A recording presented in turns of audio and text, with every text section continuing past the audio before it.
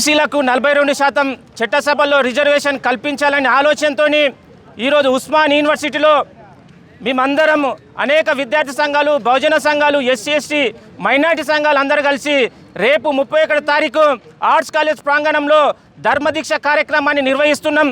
ఈ కార్యక్రమానికి మాకు ఎవరు వ్యతిరేకం కాదు. ఎవరైతే 42% వ్యతిరేకిస్తున్నారో వాళ్ళే మాకు వ్యతిరేకి.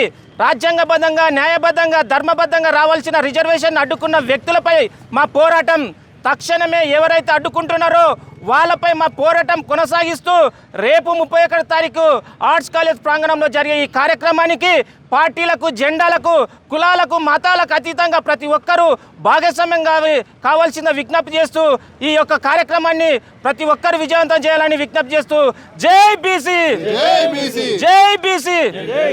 బీసీలకు 42% చట్టసభల్లో రిజర్వేషన్ కల్పించాలనే ఆలోచనతో ఈరోజు ఉస్మాన్ యూనివర్సిటీలో మేమందరం అనేక విద్యార్థి సంఘాలు, బహుజన సంఘాలు, ఎస్సీ ఎస్టీ మైనార్టీ సంఘాలు అందరూ కలిసి రేపు 31 తారీఖు ఆర్ట్స్ కాలేజ్ ప్రాంగణంలో ధర్మదీక్ష కార్యక్రమాన్ని నిర్వహిస్తున్నాం. ఈ కార్యక్రమానికి మాకు ఎవరు వ్యతిరేకం కాదు.